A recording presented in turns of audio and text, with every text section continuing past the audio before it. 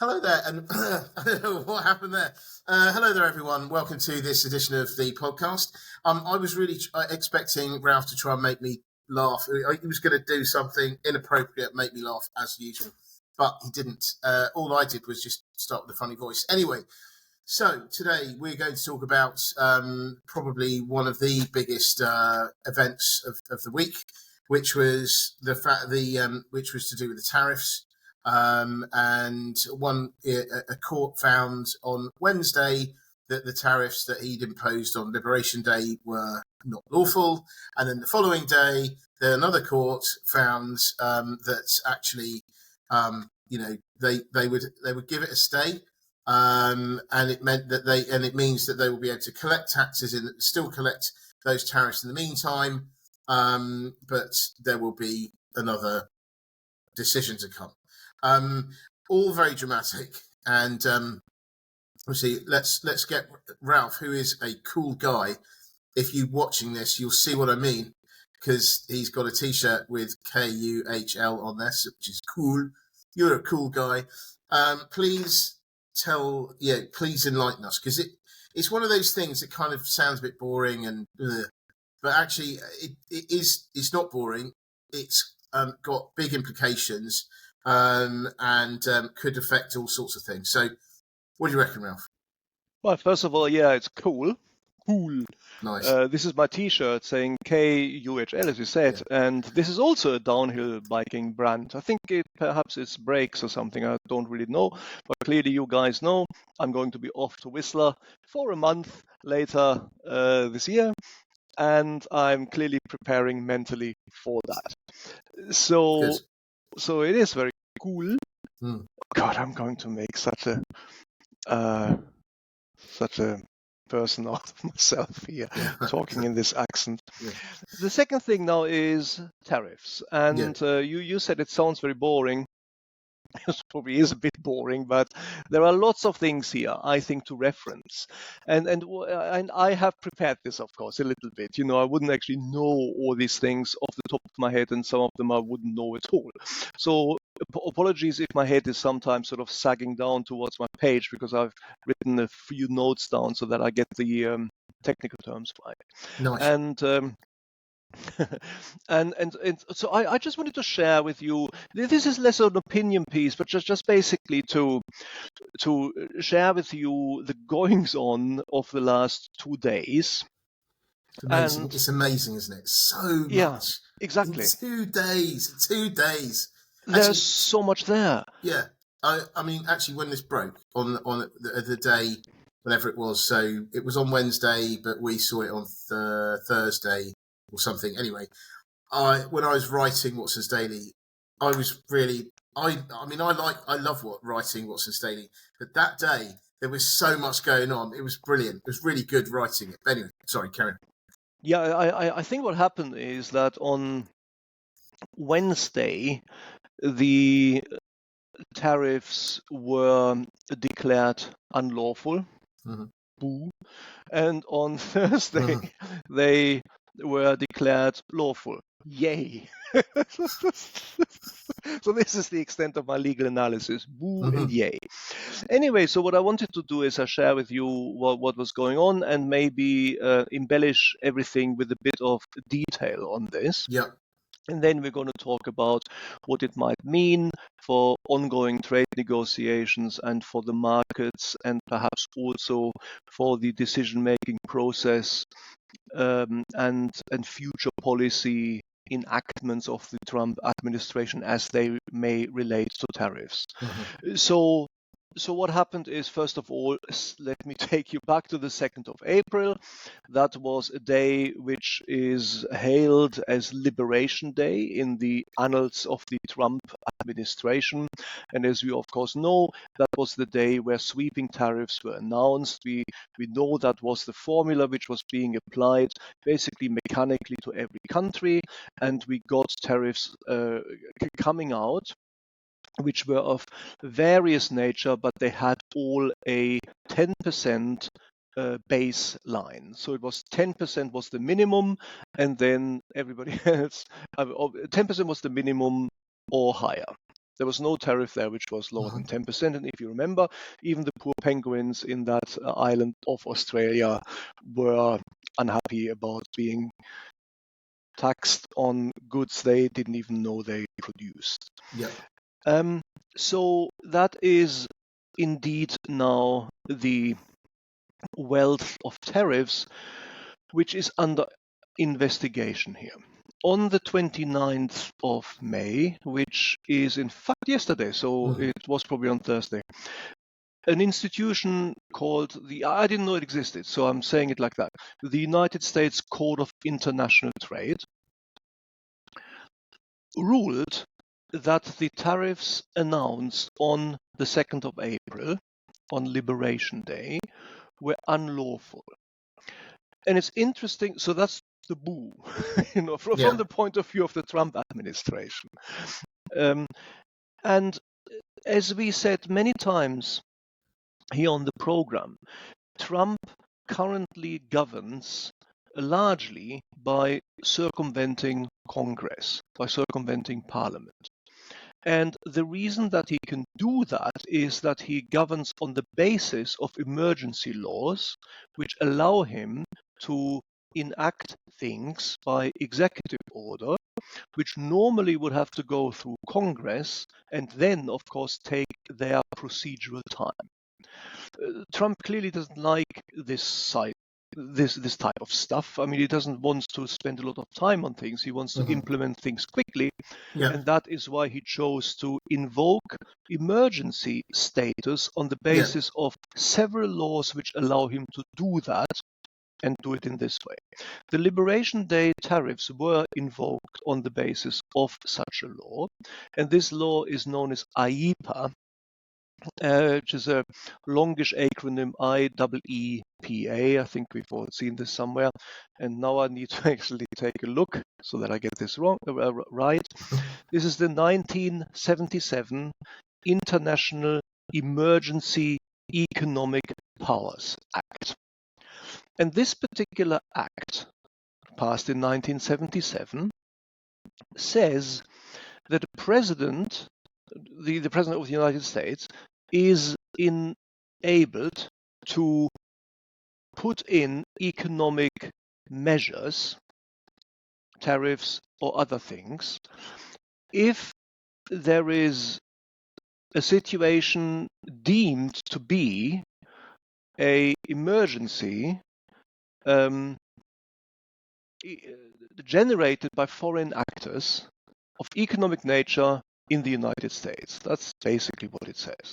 And for example, on the basis of IEEPA, we've seen early in the Trump administration and in his first term that certain apps were excluded from the App Store, TikTok, etc. So that's what IEEPA allows a president to do. And so this is what he did, basically coming into power shortly after coming into power. He declared an emergency of this sort, preparing already the Liberation Day. I mean, that must have been on the minds of the administration already. They must have planned this long term, preparing the grounds, the legal grounds on which he would be able to institute tariffs by executive order rather than going through Congress. That's basically what it was. And the U.S. International Court of Trade, Court of International Trade, has now ruled that that was unlawful, and they basically said you cannot do that on the basis of IEEPA. You cannot actually, well, you can declare an emergency, but the reasons that you cited for this emergency are basically, they are untenable. They are not legally sensible. So you can't use these reasons. And that is why all of your tariffs are out. Okay. Now I said all of your tariffs are out, and I deliberately said that because now I need to correct myself. This is not exactly true. It is not all of the tariffs which are affected by the ruling of the Court of International Trade.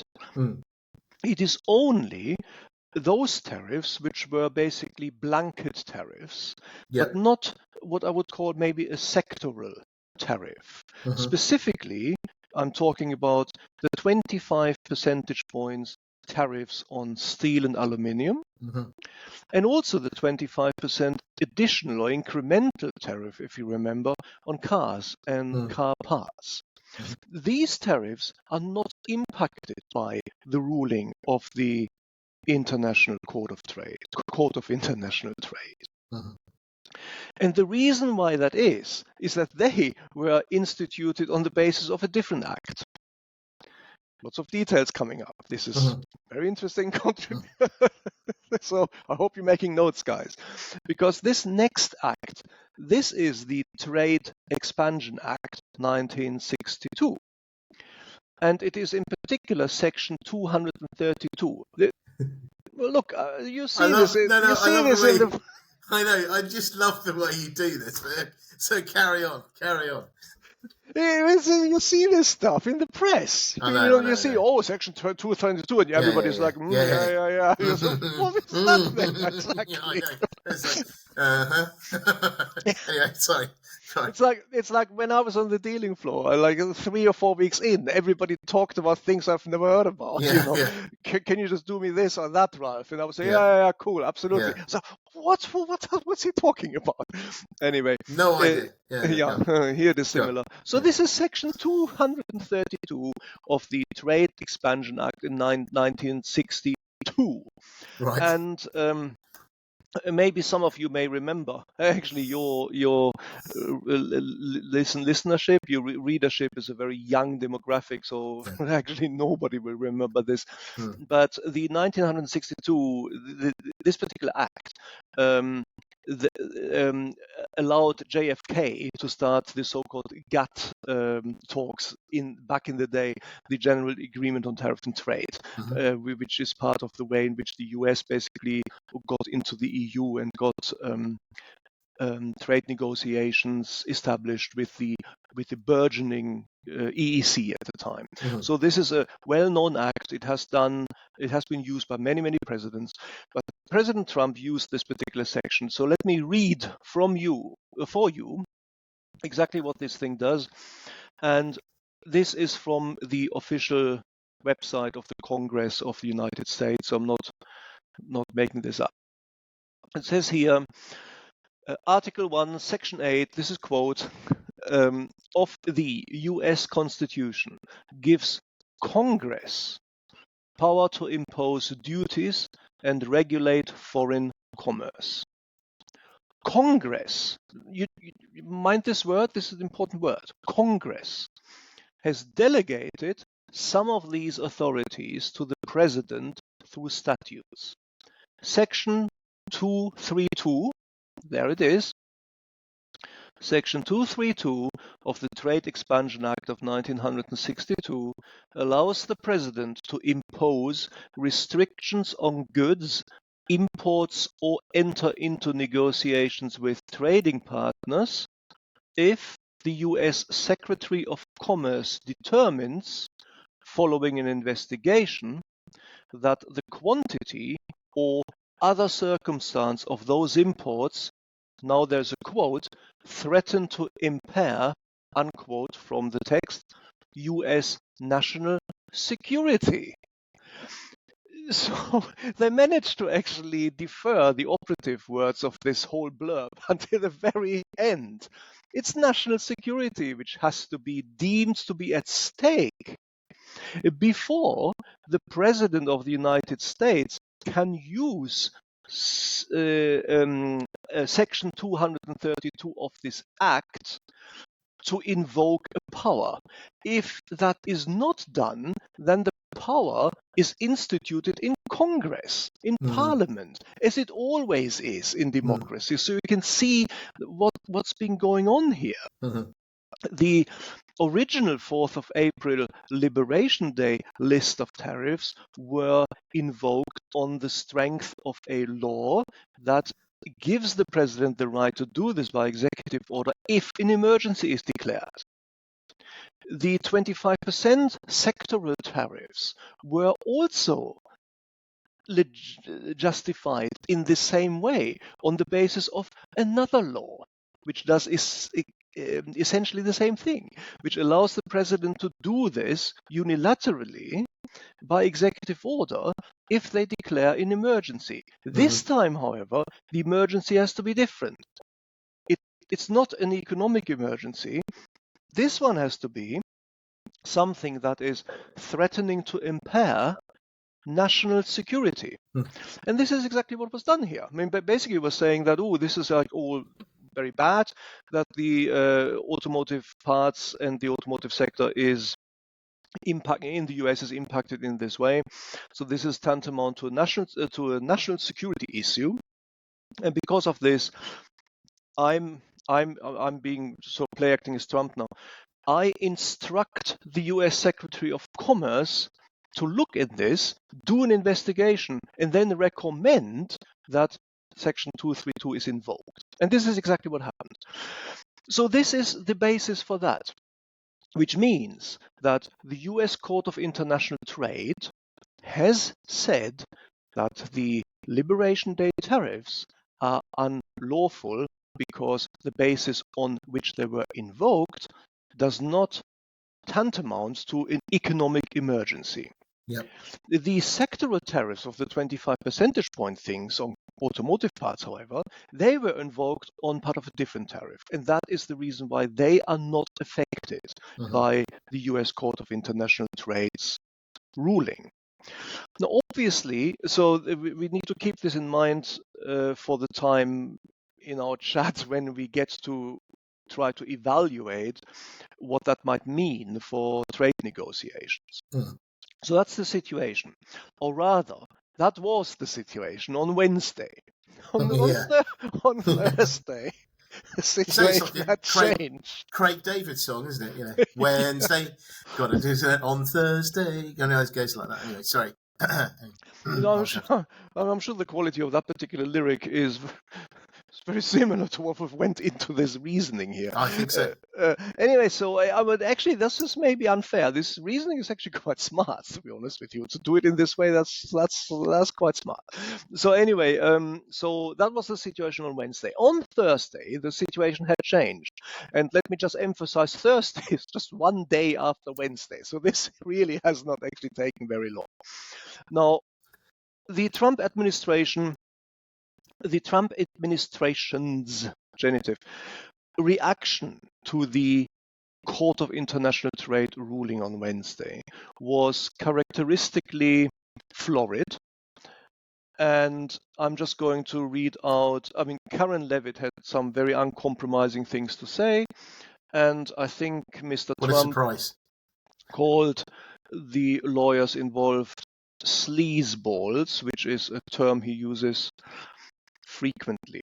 This particular comment by Trump, I wish to read out. He tweeted, or whatever the word is here, he left this message on Truth Social. He truth socialed, I think would be the verb. Quote, the horrific decision stated, the horrific decision that refers to the ruling of the Court of International Trade. The horrific decision stated that I would have to get the approval of Congress for these tariffs. In other words, hundreds of politicians would sit around DC for weeks and even months trying to come to a conclusion as to what to charge other countries that are treating us unfairly. But so the first part of this, the horrific decision stated that I would have to get to the approval of Congress for these tariffs. Yeah, that's how democracy works. And this is indicative of the mindset of Donald Trump, who believes that the plurality of voices in a democracy is a hindrance to the swift inaction of the things that he wants to have instituted. So it is clear to me that America is sliding down the path towards an autocracy. And this particular comment of Trump in reaction to this ruling, I think, supports this view again. So that was the reaction. And what happened then, of course, that the Trump administration was rushing to appeal against this, and they put it to the Court of Appeals, and the Court of Appeals interestingly responded pretty much immediately, very swiftly, one day later. And what they said is they instituted what is known as an administrative stay. And I like the word stay because this is exactly like a stay of execution here. And they basically said, well, fine, look, we are going to consider the motions which are being presented to us, and until we rule, which is at the earliest the 9th of June, we grant you a stay during which time all of the tariffs, the liberation tariffs and everything else, are still in force. But the interesting fine print in this is that the Court of Appeal can only grant such a stay if the other party in these kind of negotiations is made whole. So in other words, I'm going to just cook this down very in simple words. In other words, the Trump administration had to guarantee that in the case that the Court of Appeals would uphold the decision of the Court of International Trade, or ultimately the Supreme Court would so uphold that decision, everybody who was taxed through these tariffs, all the United States domiciled businesses and citizens that were disadvantaged by the tariffs and had to pay the tariffs to the US Treasury, would be reimbursed the full amount of these tariffs. Now, I calculated this is possibly going to be something like $3 billion, maybe it's a bit more. So I don't believe, if my calculation is right, I don't believe it's the amount of money which is going to be such an embarrassment here. It's just quite interesting to see to which length the Trump administration had to go in order to induce the Court of Appeal to even give them this stay. So that's an interesting piece of information which I think is hidden in the detail. You don't see that, I believe, very often in the journalistic write-up of these things. And now what we are therefore having is the situation that until the 9th of June, everybody has a stay of execution. But then, of course, no doubt, even if the appeals court would uphold the Court of International Trade's decision, it would then clearly go to the Supreme Court, and the ball will finally rest in the Supreme Court's, court. I'm sorry. And then we'll have to see. And so this is, I think, where we go to the next phase of this. Hold on. So the other thing just to mention as well is that the Supreme Court, Trump has chosen all of those, selected all of those the judges there. So, I mean, you would have thought it's, even if it gets that far, it stands a pretty good chance of getting through them because he's picked them. And if they said no, that could be quite problematic. But anyway, sorry, I just thought I'd mention I wanted to pass the baton over to you because we are now in this was just basically the groundwork. Now we know where we are and what happened and what the circumstances were here. Yeah. But of course now the situation is that any ongoing trade negotiations with the United States, are they going to be advantaged by this? Are they going to be sped up, slowed down? This is the question. So what do you think? What would you say? Yes, I mean, I think that in theory this should slow everything down. And I think that I would have thought that the general consensus would be that no one's going to want to tie themselves down to specific, tariffs and be maybe talk in general terms, just to wait until they get a decision from the courts. Now, the thing is, I mean, I for what it's worth, I think that he's going to get it through. Like I say, if it doesn't get through the current stage, this stay, it goes to the Supreme Court. He's picked all the judges. Surely he's gonna get it through. I mean, it was like last week with everything. He with his big beautiful bill, that went through with one vote. I mean, that's all you need. That's all you need. You need to just get it over the line. If I was the EU, for instance, I mean, I kind of think you are going to get badly treated. I think Trump has made it look certainly like they're not going to get a great reception.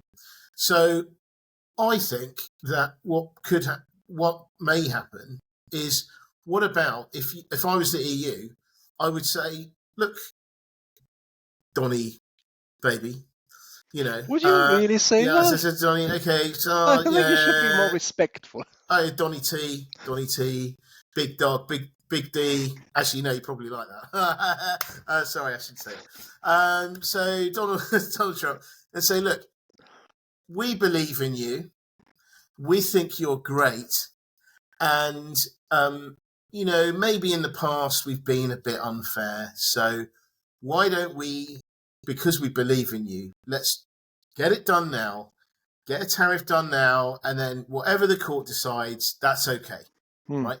Because I sort of think it's going to happen anyway, so you might as well sort of suck up to him, and make it look like you're giving some kind of you're being nice, when in fact it's probably going to happen anyway. So that's what I wonder could happen, but I know that I'm pretty sure most people would think, no, everyone's just going to delay, and then wait until the courts decide. But yeah, that's what I think. Well, yeah, I mean, I really don't know. The problem with this is that I don't know. In fact, I don't think that appeasement necessarily works with Trump. Trump is your friend until he's not, but he's also your enemy until he's not. J.D. Vance, for example, he called him America's new Hitler. And now he's the vice president. Yeah. So he was his enemy until he wasn't. And so I don't know. I honestly have no idea. I would believe, if I was a person entrusted with the negotiating with the Trump administration on trade, I would probably play for a delay here. Because you may well be right that the Supreme Court is basically in his pocket, but he hasn't appointed all the judges, and sometimes you do find surprising rulings coming from the Supreme Court, even from those judges which he did appoint. Kavanaugh, for example, ruled against something which would have been pro-Trump several months ago. And it is therefore, I don't believe, certain, it cannot necessarily be assumed that the Supreme Court will rule against the Court of International Trade's judgment. If you do assume this, however, and move forward on the basis of that assumption, you might cement trade terms for your country which are necessarily damaging, are necessarily disadvantageous. So I think in the current situation, there is upside from waiting. I don't think there is much downside. It's almost like let's see what happens and we can lose later. That's kind of what I would say. I got visions, right, of if that happens, there's the delay, and then Trump says to whoever it is in the EU, oh, why don't you come over to the White House? We'll we'll have a chat in the White House, do a bit of negotiation, and they turn up and they get the Zelensky treatment again. I mean, because and they'll say, yeah, but you had the opportunity. We were just about to do a deal, and then you delayed because of these non-patriots that we've got, and so now you're going to get it, and we're going to do this, and you're going to have to pay that, and it could all just go. Well, it's all possible, but even that, I wouldn't care. If honestly, I'm going to be more specific now. If I was a person entrusted with doing the trade negotiations, I would play for time, because I believe the risk is on the downside if you don't. Yeah. Let's lose when we have to, but not before. That would be sort of my maxim. I like because that. the thing is also, if we do not lose, then we are being reimbursed all the tariffs that we have paid. As I said, there's a little clause here in the stay of execution. Let's just not call that, in the administrative stay. And if we don't, well, fine, then we would have lost no more than the tariffs which we know existed up to that point. And then we enter into negotiations. In fact, if your psychological analysis is sensible, then you might actually then say you can use that same presumed psychological management at that point, because you can then say, well, Mr. Trump, we tried, but you're clearly too much for us. You have the upper hand. You're the master of the deal. So you can smoke, you can blow smoke, into the White House, let's say, into the Oval Office. At that point, if you wanted, it would still work. Now, the situation is, however, is even murkier than this, because let us assume that that first of all it does go to the Supreme Court. I think that's pretty much 100% clear, and that the Supreme Court were to uphold the Court of International Trade's judgment. We're basically to say, well, look, the tariffs are all rubbish. I mean, you couldn't have had them. Let's remember that it's not all the tariffs. The 25% tariffs would still stand. And these are important tariffs for example, Germany and France, etc. For the EU dominant economies, these are important tariffs. And so even then, the EU wouldn't have gained that much, and so it can't lose that much either by delaying. Next point is, if the Supreme Court were to do that, if they were to uphold that the appeals court, uphold the Court of International Trade's judgment, well, who is to say that Trump would then not try a different route to get the tariffs through? In fact, I think that is extremely likely, to the point of near certainty that he would. And there are lots of other ways, like, as I said, and I'm going to mention this again because it's so much detail, it gives me pleasure. Section 232 of the Trade Expansion Act, that has been the basis for these 25 percentage points. Now, these are sectoral tariffs, but you can still do a lot of damage putting sectoral tariffs or tariffs on the biggest sectors of each country, basically replacing all your Liberation Day blanket tariffs. And that would work, because even the Court of International Trade has not actually said that these tariffs are unlawful. But that's not all. There is also, you are delighted to hear, Section 301 of the Trade Act 1974, which empowers the US trade representative to address foreign practices deemed discriminatory against the US in some way. And so that's another way in which the same game can be played. You can actually use that particular act and say, well, again, we are being trade discriminatory, and so the USTR, the US Trade Representative, we empower him to do this, and the tariffs are back. So there are many ways in which this can be done. And finally, there is actually another option. Has anybody ever thought that Trump might actually go through Parliament, as he should have done? Get through Congress. They currently have the majority there. Yes, it would take a longer time and it would take some doing, but in the end he can probably hustle all the Republican party's representatives in the House to vote yay. That's the actual word, and then maybe get it through the Senate as well.